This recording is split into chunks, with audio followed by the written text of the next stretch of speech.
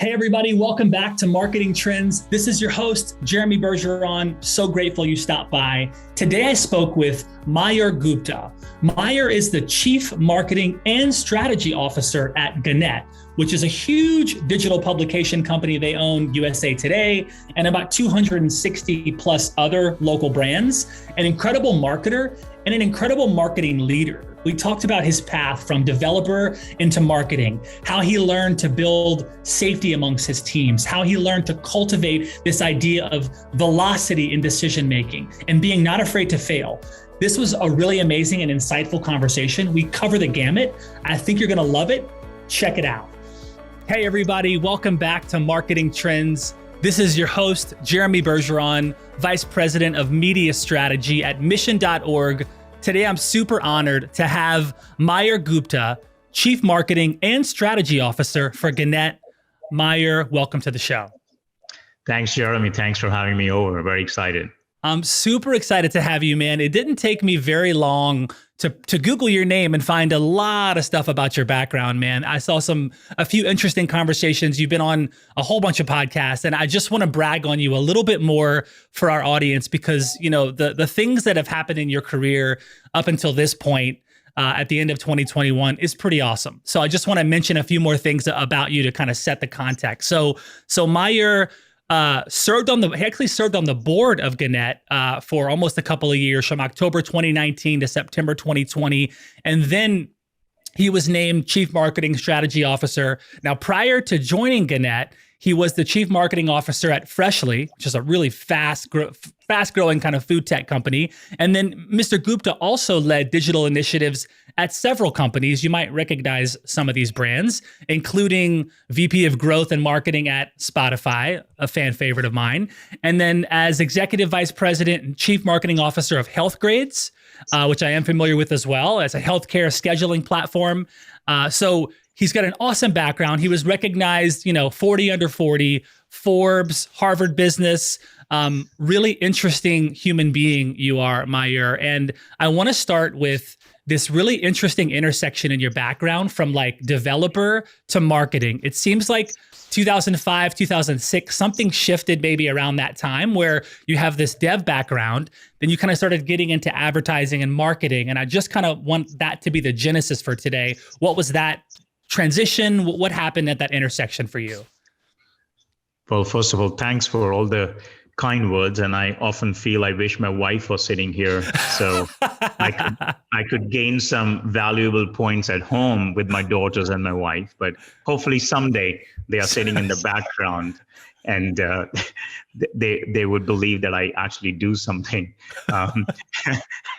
But to your point, you nailed it pretty much. There were two pivotal points, Jeremy, in my career, consciously and, to be honest, accidentally and subconsciously. I grew up in India and did my major in computer science and started my career as an engineer. C++, Java, J2E, and these were the languages back then. And if you didn't have these languages, you weren't the cool kid on the block. That's how I started, became a tech architect, architected solutions, online e-learning platforms, IVR systems, and so on. But the first pivot for me really came in 2006 when the company I used to be at Sapient, which acquired an ad tech product. And one of my mentors asked me to be a product lead and a product manager for that ad tech platform. And that is how I evolved from being a pure technologist and an engineer to building solutions and products for marketing and advertising. So that genesis was all the way down and to the basics, literally writing code for ad servers. We had a search bid management system, email relays, and since then have taken these baby incremental steps towards the center of marketing. And thankfully, marketing in those 16 years or so has also now become way more intertwined with data, technology, and storytelling. So where did you go to, so you got on the path of marketing, you kind of got on the ad tech side of things, and you still brought your technical kind of acumen to that ad tech side of things. That was awesome. That was great. So was there So you're entering into the marketing world, you're bringing that dev background, and then you start to see this world of marketing. And what was the kind of beginning shifts into the strategy of marketing? Were there just marketing mentors at the business there? Were there books? Were there, crumbs along the path that really, because again, you've then took that from marketing, contributing in marketing to then leading marketing. So kind of more things happened along the way. But in those early days, again, like what were some of the things you started to gravitate to in terms of like upskilling your own, marketing skills? It's a fantastic question. And I've spoken at, like all of us, in many conferences, many podcasts, and we've spoken a lot about these inflection points. I've never, ever shared the mental, emotional turmoil I went through during those years, because I had no clue of what I was doing and what marketing was. I understood technology. I understood building products and platforms, but I'll be very honest, I was a hammer looking for a nail. And that was my perspective pretty much up until 2012 or so, where marketing, the definition of marketing for me was just these products and platforms, and the quality of ads that you could drive, the instrumentation, the analytics. That was the end and be all. And in those from 2006 till 2012 or so, to your question on what I was going through and how I was even understanding marketing, I was reading Wikipedia, man, because there was no simpler place. There was no marketing for dummies. I would go back because I would be under so much pressure talking to these guys who build these ad servers that are serving hundreds of billions of impressions, and they're talking about pixels and munges and demunging and and encryption. I had no clue. I didn't even know what a publisher was, what a target is, what a venue and a placement is, because I'm coming from a totally different world. So I would go to Wikipedia, I would go back to my hotel because I was traveling, and I would understand, oh, this is what they mean. And sometimes there was this language that was so specific to the company, it was very hard. So I went through that. The pivot for me, where I evolved from pure technology, even products for marketing and advertising, to really understanding the serendipity and the irrationality of marketing, was when I finally then left Sapient to join Kimberly-Clark after 12 years. That was my first foray into AKA corporate America, or on the brand side, as a chief marketing technologist, responsible to help drive the digital evolution, responsible to play a small part in evolving from digital marketing to believing in marketing in a digital world. That's when I realized that at the end of the day, the purpose of technology and data and science is ultimately to drive behavioral change, is to solve the barriers that prevent your growth as a business, is to inspire the human behavior. And that was the beginning when I truly started to challenge myself to understand the nuance of marketing, where I felt that I had to create my own understanding as an engineer, where marketing no longer was a choice between that irrationality and this very growth-driven, data-driven marketing that is accountable, addressable, attributable, and it works. And I'm sure we will get to how do you strike that balance the last 12, 13 years where we are living in this growth at all costs. How do you bring brands that have a soul and all of that? Yeah, that's really interesting. I love that. It seems like the other part about your early days I want to key in on too is there's also this kind of evolution from, individual contributor to marketing leader, right? And so you're not only, you're diving headfirst into the marketing world and learning everything you can. That doesn't mean you're going to be a great marketing leader. That's like there's a whole different side of that you also began to get into. It looks like towards the end of your time at Sapient, maybe into Kimberly-Clark, you stepped into leadership roles there. What was that intersection like? Now you're understanding marketing, you're seeing the value, you're certainly understanding the right and left brain aspects of things. Because to me, to be a great modern day CMO, you have to be really good at both. You have to understand creative. You certainly have to understand the technology and the data. And I think there's a shift happening in the CMO world if you don't have those things. But just back to being a marketing leader, was that also kind of similar to what you said about marketing, just diving in and learning as much as you could?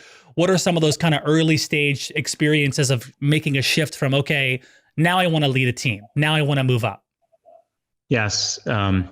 Great question again. And I wish I could have said it was all about just jumping in and doing all things right. It was probably, if I did 10 things, I screwed up 8 of them. And in hindsight, of course, those 8 of them have made me the person I am, or whatever leadership role I play today.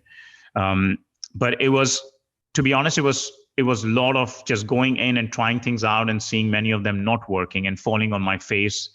You don't realize that in that moment. In that moment, you feel, no, this is the best way to do it. Only up until you get some more experience and you look back, you're like, yes, this is how I could have done it better. So I would say what influenced a lot of those lessons, Jeremy, was not just as you take on more roles, but it's also the diversity of the organization where you work. So leadership at an organization like Kimberly-Clark could mean very different, slightly different from leadership at Spotify, because the cultures are very different. The pace at which you move is very different. And when I got into an organization like Spotify, which is one of the iconic brands in the last decade and a half or 2 decades, where you're surrounded by just top talented people. And as a young immigrant, I felt I had to be the first one to cross every line. That was the definition of leadership for me. It wasn't my ability to take people along. So the first half of my time at Spotify was, how do I be the guy who has all the answers in that room, as opposed to be the guy who's going to ask the right question and inspire others to bring the answers. Now, I kid you not, when I was there going through this, it all made sense. But in hindsight, that's how I learned that leadership is not about being the guy or the girl who has all the answers. It is being vulnerable. It is not just showing how to do it right. It is also showing how to do it wrong. Because the challenge of leadership is, we often say we need to create a safe environment. You need to create an environment where people feel the freedom to fail. But how will they if the leaders aren't talking about their own failures, if the leaders aren't failing? Because if the leaders are always successful, it is almost impossible to create an environment where you're inspiring that appetite to take risks, that appetite to fall down only to get back up. It's a lot more theoretical than reality until you fail yourself. Well, so was that modeled for you? Sir, I would imagine that somewhere along the way, maybe it was even before your career or profession, but this idea of how you look at failure and how you're also it seems like you're very accountable to your failure, and you're like, hey, you're the one crossing the line first, like you said, you're going there. Where was that? Was that first modeled for you working at Sapien or somewhere else where you saw leadership being vulnerable, having courage to make the first move, make mistakes, but continue moving? Or did you see it somewhere else in school or with your parents? Where did that come from? Because that's a key characteristic that you've cultivated along the way, is how you look at failure. It seems like that's an interesting point. Yes. There is something inherent for kids, at least my time, who came from countries like India and many more, where you have way more number of people and applicants than the opportunities that are in, within the ecosystem, where when you get an A grade, your parents don't get, or back then, the parents would not get excited you got an A grade. They want to know who else got an A plus, right? Because it's very natural, because until you are coming first at something, you don't really have a shot at getting anywhere, because there's just not enough resources. So I would say 6 out of 10 kids during my times, that was our DNA. That is what we were asked when we went back home, getting excited that I got a 90 out of 100. Yeah, but did somebody get 100 out of 100? That is how we were trained. So I would say somewhere deep rooted, that is how I grew up. Having said that, I've just been fortunate to have worked with such incredible organizations and being mentored by incredible leaders who perhaps went to their own journey, but they figured it out. So I was nurtured that way at Sapien, which had some really tremendous core values, which is what shaped me. But honestly, once I left that gym, I called Sapien as my alma mater, or that's the gym. And when I started to really play in the championships in Kimberly-Clark's and the Spotties of the world, that is when I was really trying out those skills, and I learned through a lot of those mistakes. And you get inspired by, again, just working with tremendous entrepreneurs, working with tremendous marketing leaders and product leaders, and you realize this is how they've grown. They are talking about their failures with confidence. They are giving an opportunity for others to fail. So what can I learn from that? And what can I learn from things that I did not do right or I could have done better? Do you have a favorite failure from your Spotify days? Yes, I have.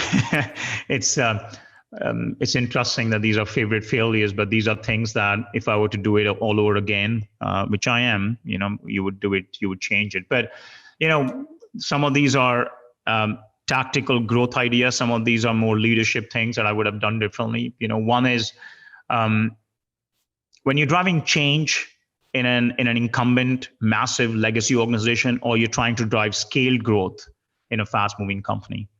There are a lot of strategies, a lot of great things that work for you. There are, a lot of mindset, your skills, your ideas. But there's one thing that is most undervalued, but the most critical, which is your ability to build relationships with your peers within the organization, just as much or even more than you're trying to build as a marketer with the external customer. And there is nothing more relevant than doing that. And that doesn't mean being the good person or being the yes person in any dialogue, but it is investing in building that trust, investing in knowing each other as humans so that you can have the toughest conversation with a lot more transparency and honesty. And I learned the value of that trusted relationship way later in my journey there. But I value that a lot more now, because without that, you can win a few sprints, but you cannot win the marathon as a team. That's makes so much sense, and it really, it's a question I love to ask marketing leaders that that take the time to be on this show is in this marketing leader role, especially in fast growth, which you're very familiar with.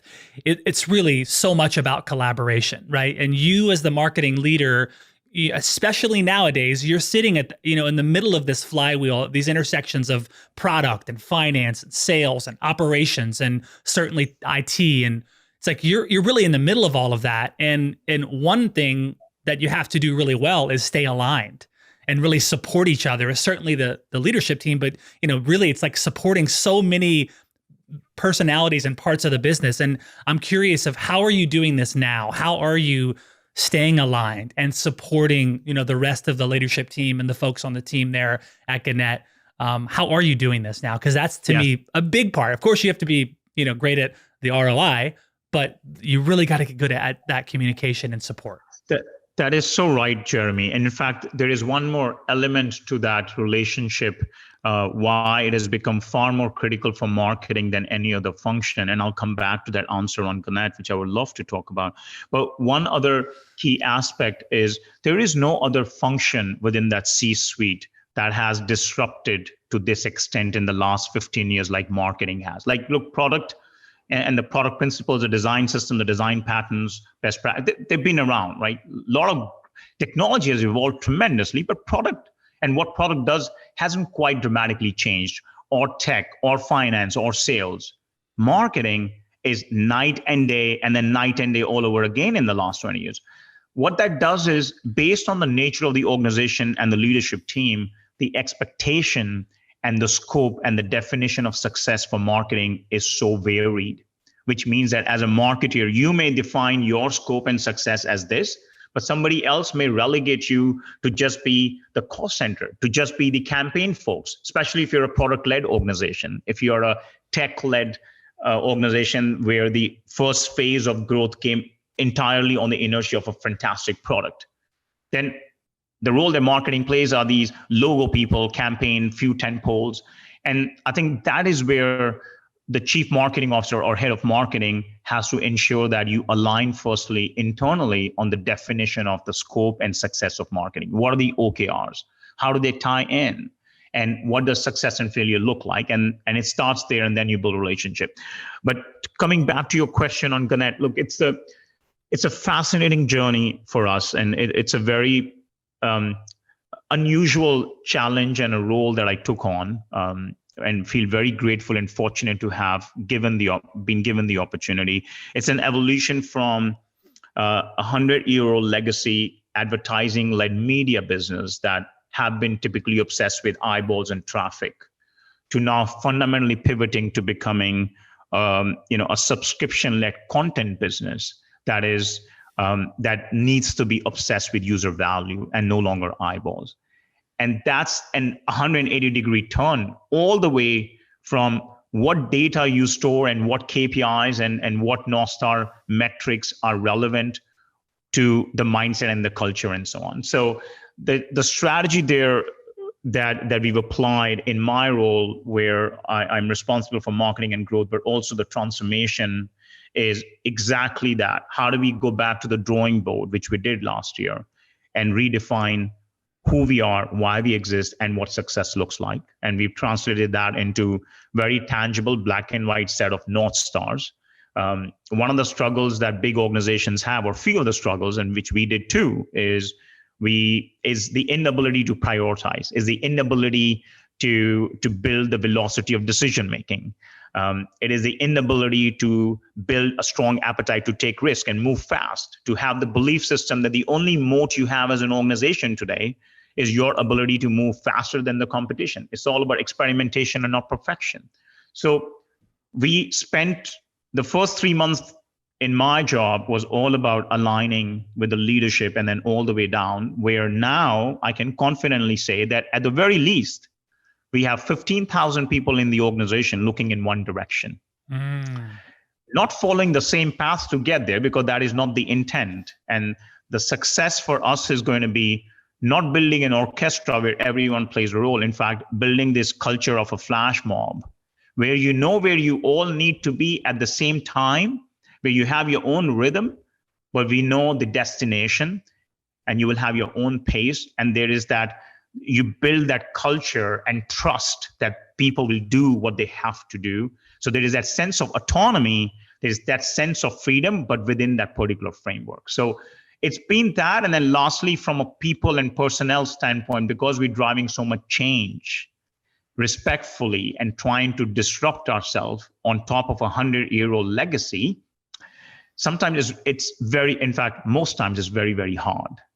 And the hardest thing to change is not that strategy, it is the culture and the mindset and the belief systems. So we are doing that with building that trust, or at least I am trying to do that. We're building that trust and relationship. It is trying to find out, how do you make your teams, your peers, people around you feel safe?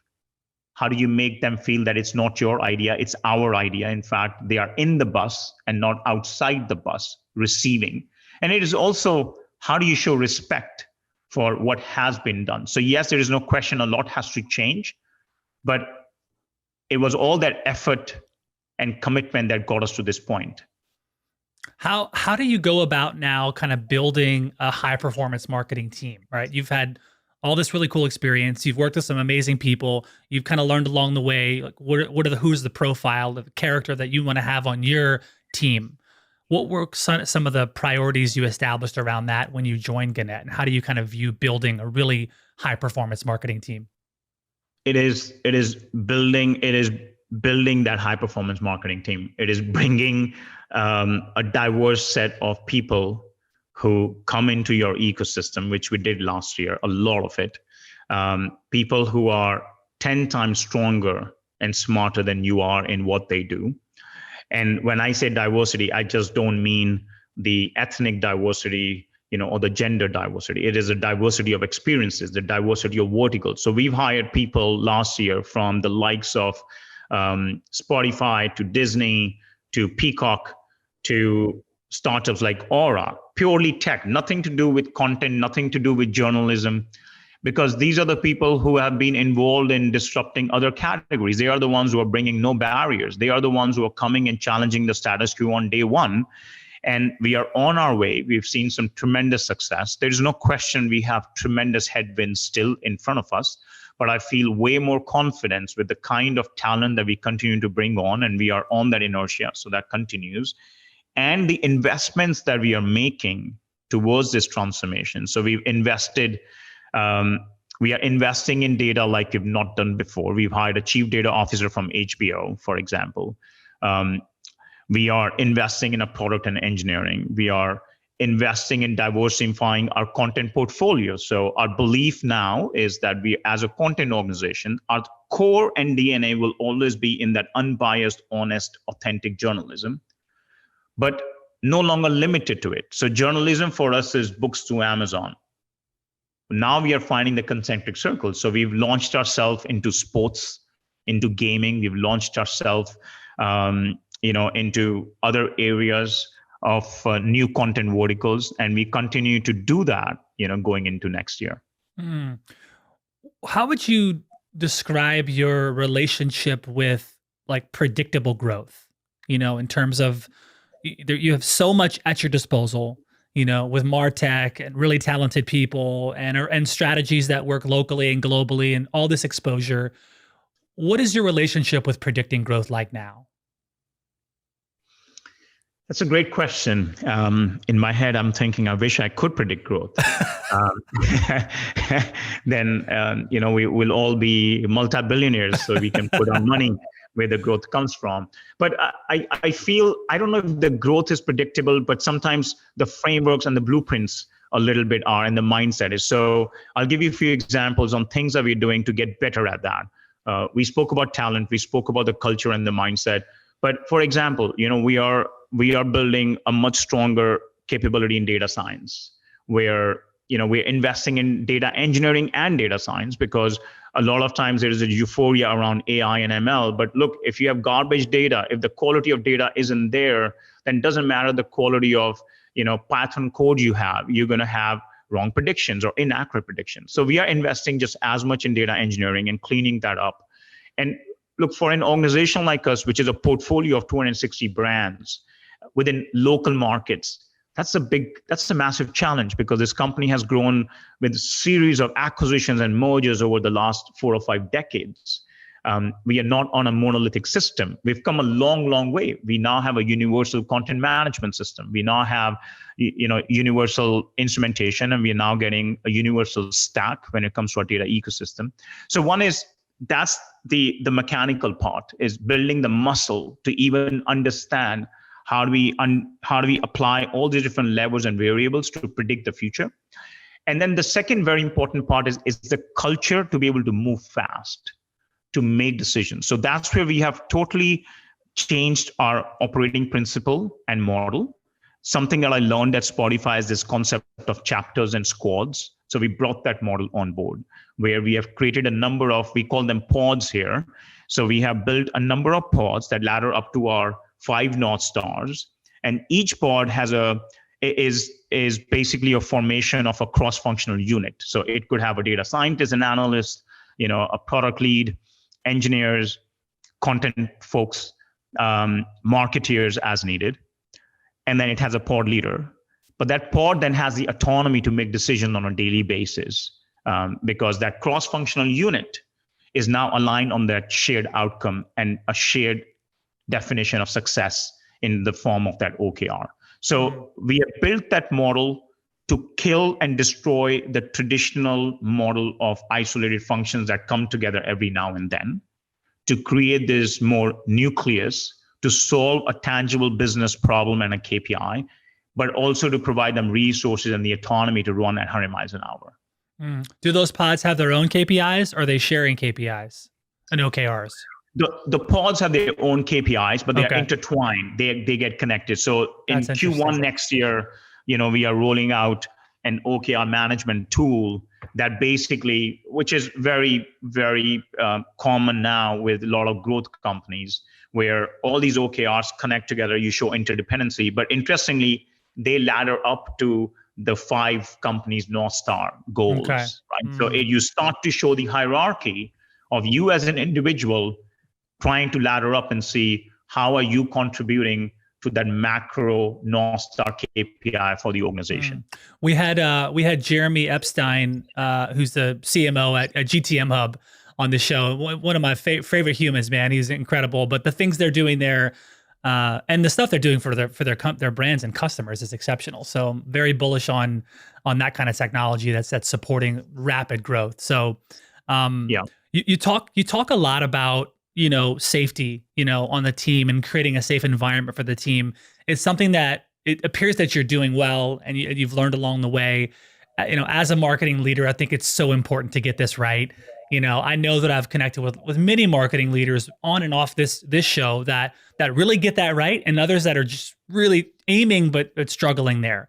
How do you kind of remove this fear of failure? How do you actually do this for your team and create this, cultivate this safe place where everyone feels free to really bring their whole self to the role? Yeah. There's so many things, but I think the one that I feel is most important, like I shared earlier, is lead with failure. If you're a leader that just does not demonstrate failure and vulnerability on your own, it's just an oxymoron. Like, how can you inspire failure if you are always successful, if you have all the answers, if you are in that room being perfect? So a lot of times it is going into those conversations and saying, look, here is a challenge, but I don't know how to solve it, and we need help. Because that removes the guards, right? And it allows everybody to participate. It allows everybody to feel that they're part of the solution and not part of the problem. There's another very tactical part, Jeremy, which is very, very specific to marketing and which makes people very unsafe being a marketer today. And that is the conundrum within marketing as well. So if you go to many growth companies, and if you happen to be a brand marketer, I can assure you 9 out of 10 times you are afraid and scared. Are you going to be back next day? Because there's a lot of question on the value of AKA brand marketing, or the incrementality of the serendipitous and irrational marketing that builds that brand love. Because we are operating in this growth at all costs, at least up until COVID hit us. I think COVID took all of us back to the drawing board, back to the basics. But up until then, it was a challenge being a brand marketer. It was a challenge being anything but a growth marketer, where you could prove your value every single day, when you're locking off at 6 p.m., 7 p.m., 8 p.m., because you could say, hey, I spent $100, I got 5 customers, here is the LTV, here is the ROI. If you couldn't do that, you felt at risk, you felt unsafe. So I feel that while there are those macro changes and shifts in an organization to be safe, within marketing, marketeers and head of marketing have to build that safety net, because they have to be the strong advocates to show that sustainable growth comes when the 3 flywheels are constantly running, which is growing the brand, growing the user base, growing the user value. If you don't grow the brand, if you don't invest in that serendipity, then you're only building a very utilitarian, functional relationship with your customer, who's going to leave the moment you get a competitor who gives you more value for the same price, or the same value for a lower price, right? Or you make a mistake, which is inevitable in today's world. So we have to believe in that incrementality when you build that strong brand that is culturally connected.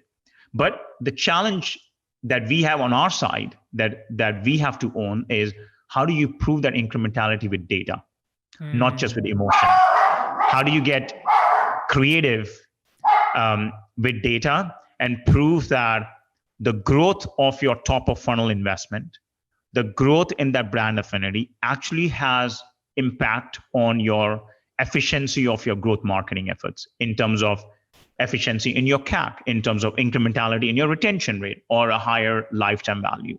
Until we bring that data, it is going to be very hard for us as marketers to prove why we continuously need to invest in building those brands.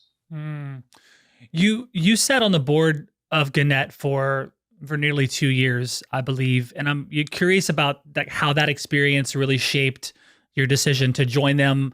Were you kind of thinking, wow, Gannett's an interesting business, and I think I could see value? I mean, was that your plan initially, was to end up there as leading the strategy and leading marketing? But I'm curious about your experience just being on the board, what you saw, and how that kind of shaped your decision to join them. Yes. Again, being fully transparent, and this question at this depth has never been discussed openly. So I'll be very transparent because it's fun. See, when you're on the board, when I was on the board, never for once I ever thought about taking on an operating role in the company, because I'd worked in companies that were night and day different, Freshly, Spotify, even Health Grades, Kimberly-Clark. These are companies that were running at 1,000 miles an hour, trying to change. Whereas Gannett, when I was on the board, was still, was going through massive change in itself, but still trying to figure out the future and the evolution. A massive merger had just happened, and we were in the midst of this COVID crisis where shit was falling over all around the world. So it was a very, very different time. What drove me to that opportunity was being on the board made me realize that the management team and the legacy of the company believed in why it existed, the purpose and the mission, right? And having been through just 20 years in my career, I realized that a lot of times, especially when the shit hits the fan, the first thing that gets out of the window for many organizations is the purpose and the mission, because it's very hard to stand behind it. But in Gannett, I saw an organization where the leadership, the board, and the history had stood behind it. What it had not done, granted, had not evolved at the pace at which the world changed and the world evolved. And that is where I saw that as a massive opportunity. And like I said, I was very grateful to have been given an opportunity last year to come in and figure out where should we go, what should be our North Star, and how do we evolve ourselves and make some big decisions that had not been made in 40 years. So as an example, when we said we are now going to be a subscription-led business, which means that beyond the business model, it means you're going to raise the value you are creating for the consumer, for that individual who's living in that small zip code, so much that you're going to inspire them to pay, where you are no longer dependent on the business paying you for all you do, but instead the end consumer. But fundamentally, that was a mindset shift. And that to me was very exciting as a challenge. And I felt that it's a lot easier to drive growth when you're on a blank canvas, which is a startup, and a very, very different beast of a challenge when you're literally flying the plane and changing, because you are, it's a multi-billion-dollar revenue, a public company that needs to have quarterly goals, but you have to take risks, you have to make change. And that's a very different lesson learned for me, and a journey which I'm enjoying and cherishing, and just learning from so many fantastic people that I work with every day. I love this. I'm seeing our time. We got like about 20 minutes, and now I'm experiencing the same thing Gary Vee was experiencing. We need more time. I need more time with you, Mayur. This has been exceptional. So this is something I really want to hear from you, and maybe if you could share an example, and I think this is big, as something that as a leader in our leadership team and in our organization, we think about this a lot. And I've heard you talk about this, how the biggest barrier for companies to move forward is their past success. And the levers that, got them this far won't necessarily be the same levers, and probably won't be the same thing that helps get them forward. And I'd love to just hear maybe some examples of, and maybe if it's at Gannett or others, but just how you're able to bring, because one thing is to know that, but then there's also, to actually bring a strategy into an organization that needs change desperately. How do you do that? And maybe there's a story or something you can share around that.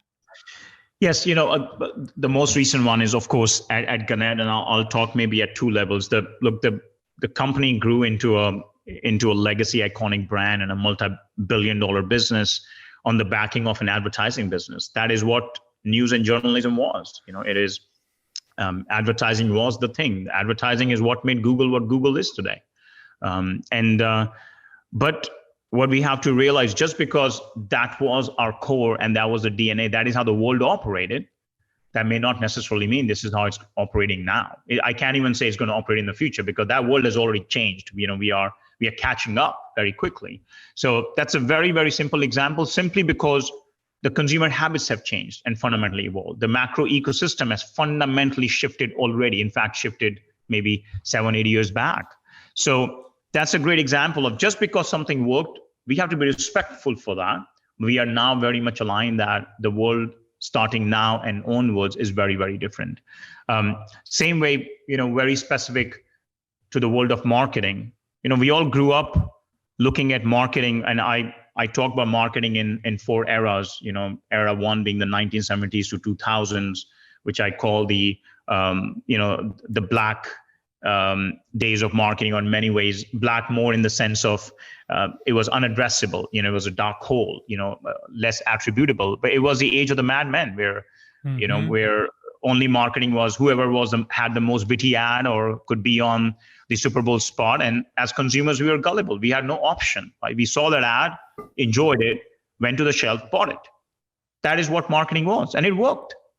But consumers have far more choice now. There's far more addressability. There's far more reach and access, where marketing has to be a lot more accountable, a lot more addressable. So just because it worked back then, and purely from a creative standpoint, perfection worked. You spend so much time in research. You spend so much time in studying. Whereas today, it's all about experimentation. It doesn't matter how many millions of dollars you spend in qual and quant research, you still would not know how your consumers are going to respond to that idea. The only way you do is by testing it, getting it out there faster, with more ideas, more variations, test and learn, and pivot, and then scale. So habits are so different, and the organizations that are successful are the ones who are constantly looking at that mindset to what worked for me a year and a half back may not necessarily work for me anymore. And as a matter of fact, your starting point has to be, it will not work. And you should be surprised if it does still work. How has subscription-based news really changed journalism, or has it? I think it has. It has for a good reason, because it has shifted the focus from producing news as content to drive eyeballs. Like, and in many countries, not just here in the US, but in many countries, there's a lot of things that is written just to bring traffic. It's the so-called TRP, and in our case, it's traffic and eyeballs and impressions. To now, when that business model fundamentally shifts, where you are now challenging yourself every single day to write what is truly you, to write absolutely being honest and being authentic, and to understand what is relevant to the community, what is going to be relevant to to the broader cause. Because until you are honest and authentic and relevant, people aren't going to pay for it. So I think it has raised the bar. At the flip side, the consumers have understood and realized too that high quality premium journalism, which is imperative for in today's world, cannot be free. Because we've seen what happens when you get free news on WhatsApp, on Facebook. It creates chaos. People lose their lives for information that is inauthentic, that is fake. It brings economies down. It kills people. And I think we've come to the point where people have realized and they're appreciating it. Hence, you're seeing tremendous growth in the total addressable market around the globe for people who are ready to pay for news. What experiences did you learn from this process of expanding into new media, right? New media channels, including podcasts, digital newsletters, for example. Like, what are some of the things you learned from kind of getting into that? Can you talk about the role of data in those decisions and additions? It's the fundamental mindset of being customer obsessed. It is the learning and a belief that don't think that these touch points and formats and media types are finite. Which means that, okay, everything is about podcast and audio right now, but that's just now. It's already VR and AR. As 5G becomes more ubiquitous and the cost to enter becomes, we're already talking about the metaverse. So imagine the role of news in the metaverse. So this is an infinite cycle, but the only way you win as an organization is when you have that ability to constantly disrupt and change yourself and keep evolving, move fast, and being obsessed with the customer and their needs, and build that ability to predict their evolving needs even before they know they got that need, right? And that's the rhythm. That is the ability, to your point on predicting growth. I think it is all predicting growth is a function of our ability to predict the behavior. And it's a very hard muscle to build. That is what we are trying to build at Gannett, is how do we get ahead of the curve while we are catching up at the same time. Mm-hmm. But that's my biggest lesson on that consumer behavior is no longer static. That's why as a startup, for example, you may have proven product market fit, but don't stay there, because the product market fit keeps evolving, because the behaviors and the external landscape and ecosystem is rapidly changing, in weeks and months, no longer years. Some of your content is free, and then some is behind a paywall. How do you drive value from the decisions to make some content free? Yes. It's a great question. Some of the content that is free is absolutely tied to our purpose and mission, because there is some things that we believe, in a world like this, it's our responsibility to make it accessible. So any of our content around COVID, for example, any global crisis, anything that happens will always be free. We never want to monetize that. At the same time, we are using data to understand what are the type of topics our readers are ready to pay for on one hand, right? So we have to understand where the market is going. Also we have a massively diverse set of viewership. We get close to 200 million readers, unique people who come to our backyard every month to consume our content. And that's a diverse set of readers, from 18 to 24, 24 to 44, and 44 plus. Now, of course, we want to continue to index younger and younger. We believe that's the growth segment we want to penetrate. So we are evolving and making a lot of investment in evolving our experiences, our content, the verticals. And so we're using a lot of those signals to identify what are the types of content, what formats, what type of experiences should we mark premium. At the same time, what does a premium experience look and feel like? And we know that as a user, you are living in this world of, in a world where there's no dearth of great content. So eventually people are going to make hard choices very quickly. So we don't compare ourselves with other journalism brands. We compare ourselves with the Netflixes, the Apples, the Spotifys of the world, because at the end, it's all content. Their world perhaps begins and indexes more on fiction.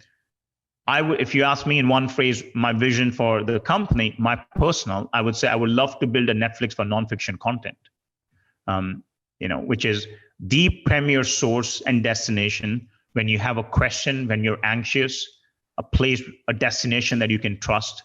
That's what we want to be. What's the selection process for deciding if a piece or a series or a podcast is going to be free or behind a paywall? That is something that happens within our editorial and our content organization, which is one of the largest parts of the company. And there is a team that is responsible for content insights on a daily basis, which is called a content strategy team that is intertwined with that part.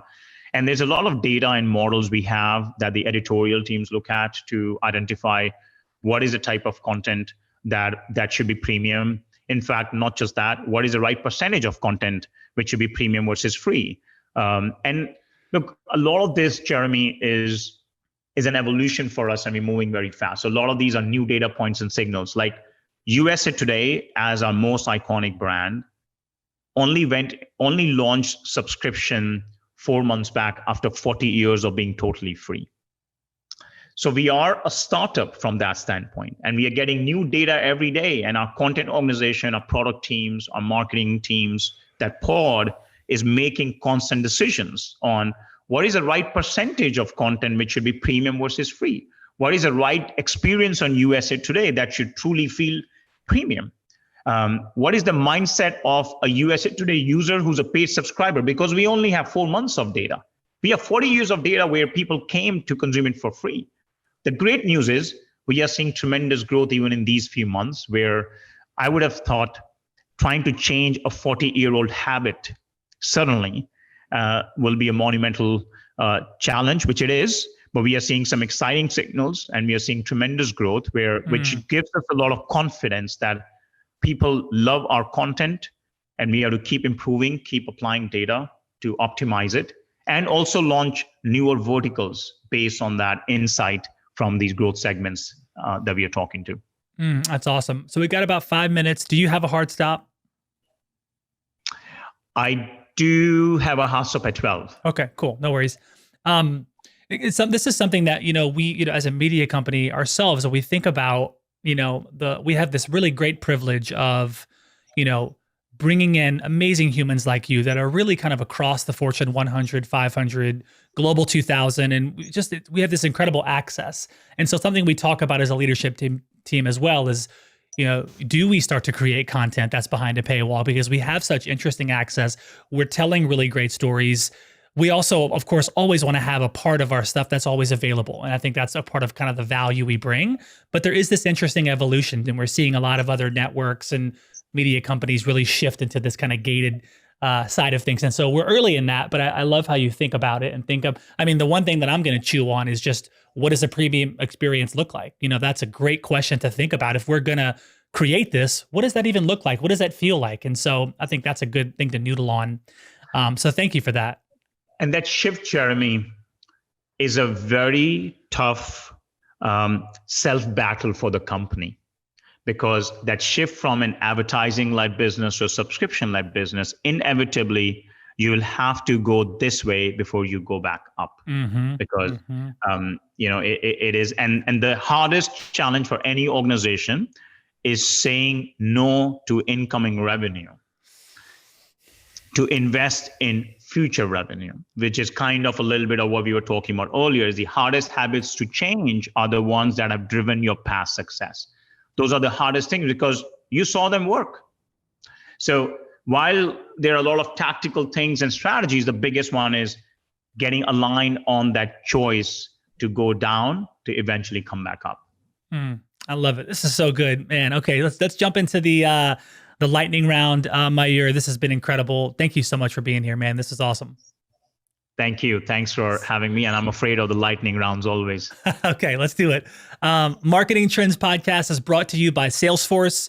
Salesforce brings marketing and engagement together. Learn more at salesforce.com/marketing. First question, what 3 people, living or dead, would you like to have dinner with? Wow. Well, first is my mom, who's not in the world anymore, but she's everything. And without her, I would be nothing. Elon Musk, for sure. I can't imagine any entrepreneur who's like him for what he's doing and some crazy things. And third would be Malala, probably, for what she is doing. And my daughters are reading a book, so that's why she's top of my mind right now. And she recently got married, and coming from that part of the world to have done and stood up for what she's done is just not great, but that's kind of courage that I can't imagine a human can have. So it's just pretty inspirational and phenomenal. I love that. Okay, last question. We're coming up on time. What's your best advice for an incoming CMO?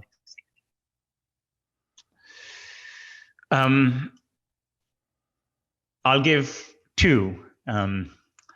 One is just know your numbers and know your data just as much as you know your brand, because the only language that any organization understands today is data. And we cannot have purpose without profitability. We cannot build brand without business. You cannot have storytelling without science. And that's the part of marketing that is lacking. That is what builds questions and lack of trust. And we need to bring that to the table.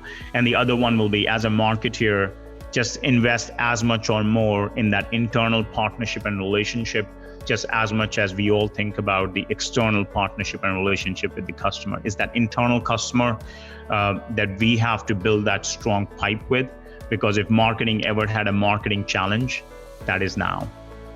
Oh, that's so good. Thank you so much. Such an honor to have you on. Mayur Gupta, such an honor. Thank you so much. Great. Thanks, Jeremy. Really enjoyed it. Thanks for having me over.